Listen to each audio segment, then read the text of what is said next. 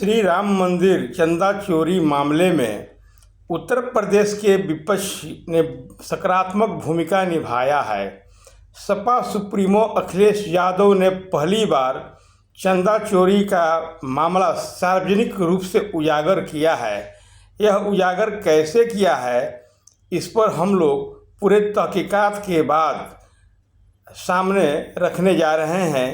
इसे सार्वजनिक रूप से यह मामला पहली बार विपक्षियों ने उठाया था। यानी कि चंदा चोरी में गड़बड़ी जो है बहुत दिनों से हो रही थी। ट्रस्ट के अध्यक्ष चंपत राय को इसकी जानकारी दी जा रही थी, लेकिन चंपत राय या तो नज़रअंदाज करते थे या इस भय से इसको ज़्यादा तुल नहीं देते थे, ताकि यह मामला अगर सार्वजनिक हो जाएगा तो राम मंदिर ट्रस्ट की बदनामी होगी। लेकिन राम मंदिर ट्रस्ट के ही एक कर्मचारी ने अखिलेश यादव को लिखित रूप में शिकायत की कि महोदय, राम मंदिर में जो भी दान आ रहा है, इस दान में सैकड़ों करोड़ की हेरा फेरी हुई है और प्रतिदिन चोरी होती है। तब जाकर प्रेस कॉन्फ्रेंस करके विपक्ष के लोगों ने इसको सार्वजनिक किया। यानी कि यही होता है सकारात्मक विपक्ष की भूमिका। इसमें कोई दो राय नहीं है कि अखिलेश यादव ने काबिले तारीफ काम किया है। भले योगी जी तथा अन्य भारतीय जनता पार्टी की नेता कटाक्ष करते हैं कि चंदा चोरी पर, अयोध्या पर किसी और को बोलने का हक नहीं है, ये एकदम गलत बात है। अयोध्या भारतीय जनता पार्टी का नहीं है, और अयोध्या पर कोई अगर बोलता है, अयोध्या या राम मंदिर के संबंध में कोई अगर गलत काम होता है, उसको सही करने के लिए कोई इंडिकेट करता है, तो भारतीय जनता पार्टी के प्रवक्ता से लेकर छोटे से बड़े नेता तक भोएं भोएं करने लगता है कि और किसी को बोलने का अधिकार नहीं है। आज वह टुनटुन यादव, वो भी चोरी में शामिल है, जेल गया है, लेकिन वह टुनटुन यादव की एक बड़ी भूमिका थी, उससे बर्दाश्त नहीं हुआ।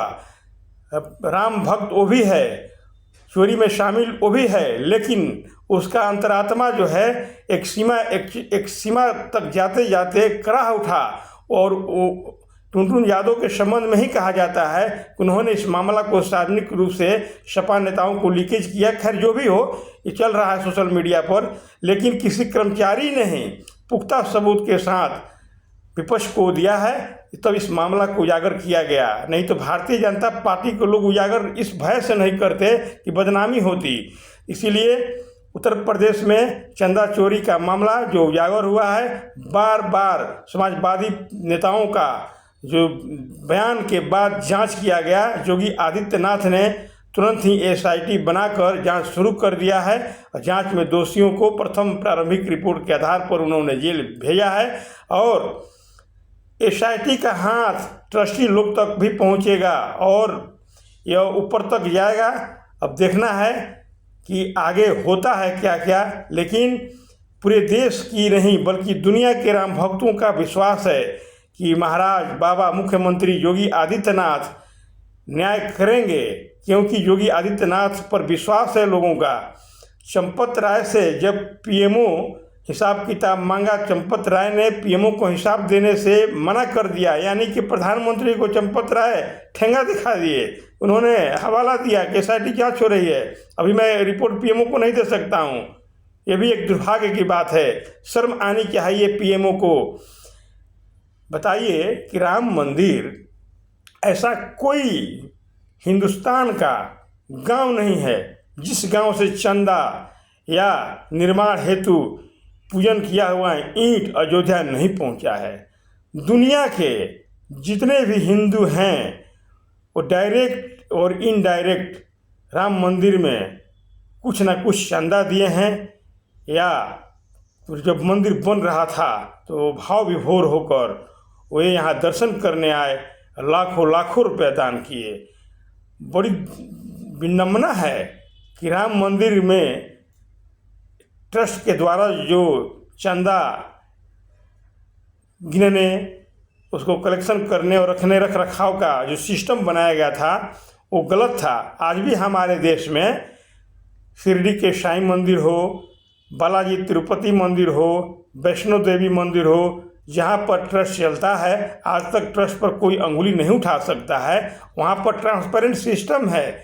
आप शिरडी के साईं मंदिर का चंदा जो भी होता है, इसके बाद में बालाजी तिरुपति मंदिर का जो भी चंदा कलेक्शन होता है, वो कैसे वो चंदा पेटी से निकाला जाता है, कैसे काउंट किया जाता है और कैसे बैंक में जमा किया जाता है, वो पारदर्शी है। सब लोग देख सकते हैं, जान सकते हैं, देश दुनिया के सारे लोग जानते हैं। लेकिन श्री राम जन्मभूमि के लोग जो हैं, यहाँ के ट्रस्ट के लोग हैं, ऐसा सिस्टम क्यों नहीं बनाए? क्योंकि हमारे देश में ऑलरेडी सिस्टम है, ऐसे लाखों मंदिरों में ऐसा सिस्टम है। इसीलिए चंपत राय समेत सारे ट्रस्टी को जेल देने की ज़रूरत है। यही नहीं, अब ट्रस्ट को भंग कर नए तरीके से ट्रस्ट बनाने की ज़रूरत है। और आइडिया लीजिए, गाइड लीजिए बालाजी तिरुपति के ट्रस्टियों से, शिरडी के साईं मंदिर के ट्रस्टियों से गाइड लीजिए, जानकारी लीजिए कैसे ट्रांसपेरेंट ट्रस्ट काम करता है। और प्रधानमंत्री ही नहीं बल्कि भारतीय जनता पार्टी की जो सत्ता में सरकार है, अगर कोई विपक्ष के लोग या आम जनता राम मंदिर में चंदा चोरी पर ये बोलता है, तो ये लोग लगता है कि मुंह नोच लेंगे। लगता है कि राम मंदिर पर उन्हीं का हक है, गलत करें या सही करें, दूसरे को बोलने का अधिकार नहीं है। ये बार बार रिपीट करने की ज़रूरत क्यों है?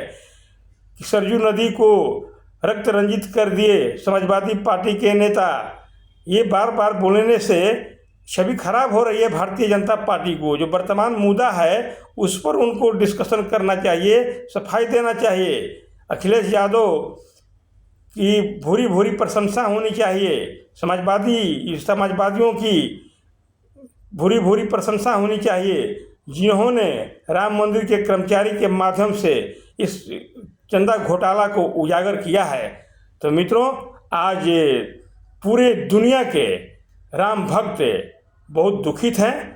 राम भक्त, हम तो नए सर्वे में पता चला है कि ये नहीं है कि सिर्फ हिंदू ही राम भक्त हैं, बहुत सारे सनातन मुसलमान हैं, सनातन क्रिश्चियन हैं, सिख और ईसाई भी हैं जो राम भक्त हैं। वो भी जाते हैं अयोध्या, तो राम मंदिर का में घूमने जाते हैं, दर्शन करने जाते हैं, दान पेटी में चंदा देते हैं।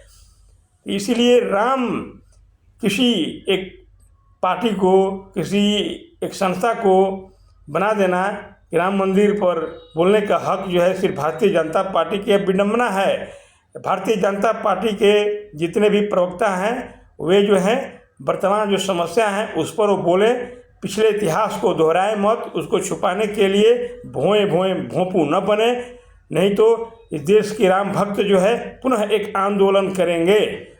देश की सत्ता बर्दाश्त नहीं कर पाएगी। यही अयोध्या है कि कितनों को अर्श ले फर्श पर लाया है और फर्श ले अर्श पर लाया है, तो फिर ये अयोध्या एक दिन अर्श ले फर्श पर ला सकता है। भारतीय जनता पार्टी वालों सुन लो, और ट्रस्ट के लोग जो गलती किए हैं वैसे लोगों को पार्लियामेंट में और उत्तर प्रदेश के विधानसभा में एक स्पेशल कानून बनाकर उन्हें फांसी की सज़ा देनी चाहिए दोषियों को।